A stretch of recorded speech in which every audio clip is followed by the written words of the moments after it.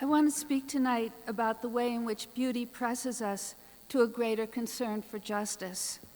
Both beauty and justice have in English a shared synonym, the word fairness.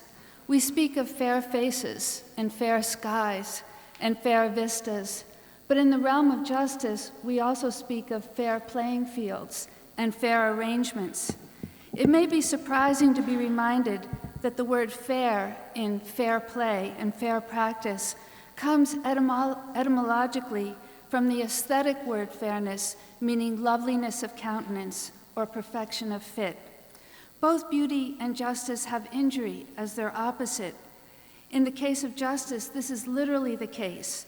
The second syllable of the word injury is the same root as in justice, and injury is, I believe, the most accurate opposite to beauty. When we speak about beauty, whether a poem by John Keats, a novel by Emily Bronte, a painting by Matisse, a lover's face, a mathematical proof, or the structure of the atom, we are usually speaking about three different sites, and at each of them, the connection between beauty and justice can be glimpsed. Often when we speak about beauty, we're speaking about the beautiful thing itself, the face of Dante's Beatrice, or a Greek vase, or the view of the Charles River at dawn. And we account for the beauty of such a thing by formal features, such as symmetry, or clarity, or color, or vivacity, or unity. In the second side of beauty, we're speaking not about the object, but about the perceptual event that happens when one of us comes into the presence of the object. And a very famous account of this is the moment when Socrates sees the face of a beautiful young boy, and his knees begin to buckle, and he breaks into a fever, and he begins to sprout wings out of his shoulder blades. The third side of beauty again involves the perceiver, but this time it is not what happens to the perceiver in the first split second of coming upon beauty, but in the minutes and hours and even days afterwards. And what happens in that aftermath is an act of creation. So let me back up to each of these three sites and try to make audible the call to justice that is embedded in each. So back to the first site, the beautiful object itself, a vase, a flower, a lover's face, a painting, a poem. Formal attributes such as symmetry or vivacity anticipate parallel but much, much more difficult to attain attributes in the realm of justice. The symmetry of a beautiful face or a beautiful equation, for example, anticipates John Rawls' definition of justice as fairness, in which fairness requires a symmetry of all our relations to one another. Today, Rawls's theory of justice is one of the most widely known accounts of justice, but it's actually difficult to find any account of justice that does not stress symmetry, whether one is thinking of Plato's emphasis on the way that punishments ought to be symmetrical to crimes, or the way David Hume talked about the way in which expectations and fulfillments ought to be symmetrical to one another, or the way today we speak about the way work and the compensation for that work ought to be symmetrical.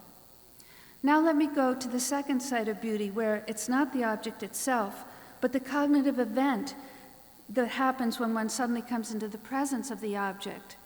Of the hundreds of accounts we have of this moment over many centuries, two of the most striking are given by two mid-20th century women philosophers, Iris Murdoch and Simone Weil, who speak of the unselfing or radical decentering that comes about in the presence of beauty.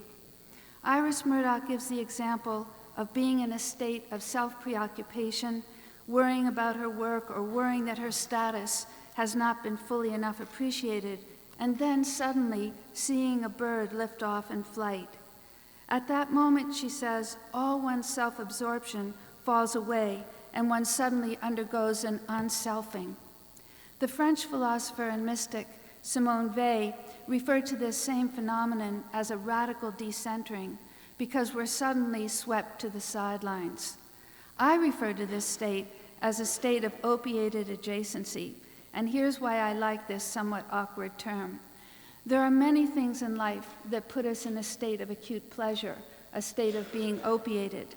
And there are many things in life that make us feel marginal or lateral or on the sidelines.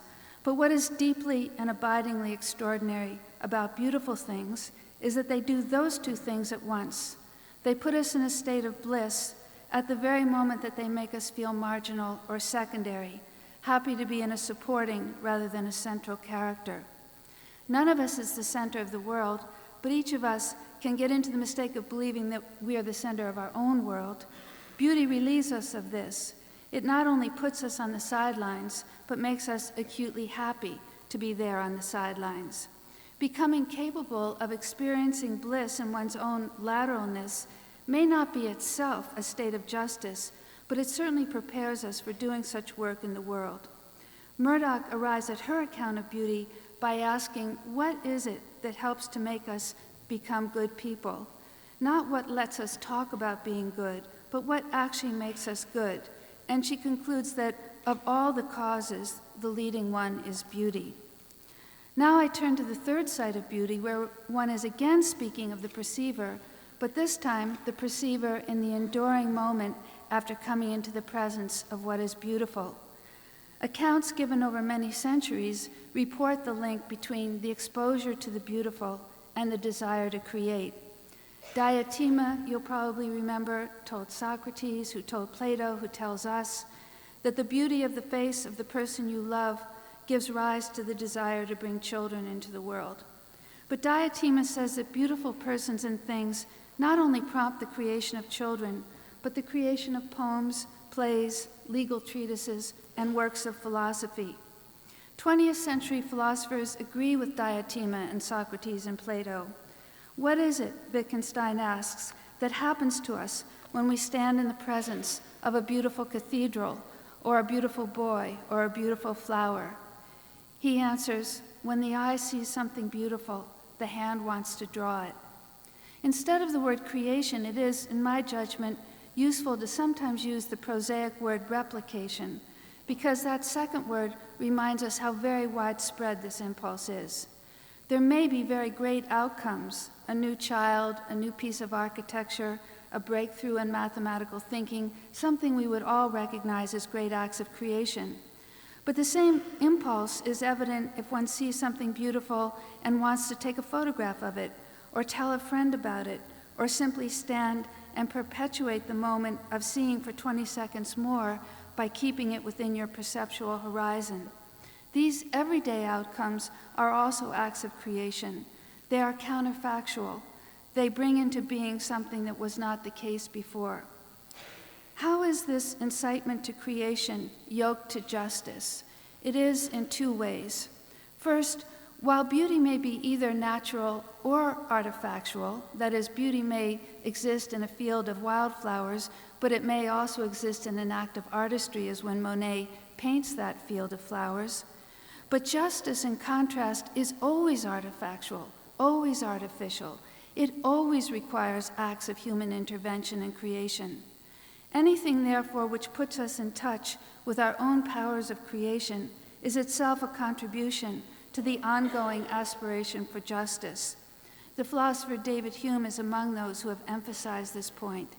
He said that natural virtues need to have some benign outcome in order to be good, whereas the artificial virtues need have no immediately visible outcome, since the mere exercise of our capacity for the artifactual is itself a good outcome.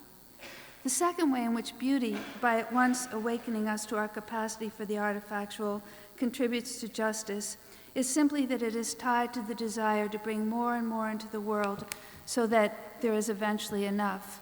That impulse towards plenitude has many names. It may be understood as it was in earlier centuries in terms of infinity or caritas, or as it is today in the language of distribution. So this third side is important both because it incites us to the exercise of the artifactual needed in the realm of justice, and second because it is bound up with a pressure towards distribution, the making of more and more so there will eventually be enough. I have no objection to the fact that advertisers use beautiful persons and scenes to sell things, but it leads to a deeply mistaken idea. It seems to say, when you see something beautiful, buy it. But centuries of philosophers and poets and mathematicians and scientists tell us something very different. When you see something beautiful, begin to repair the injuries of the world. The beautiful things we encounter in the classroom every day call upon us to act on behalf of justice. Thank you.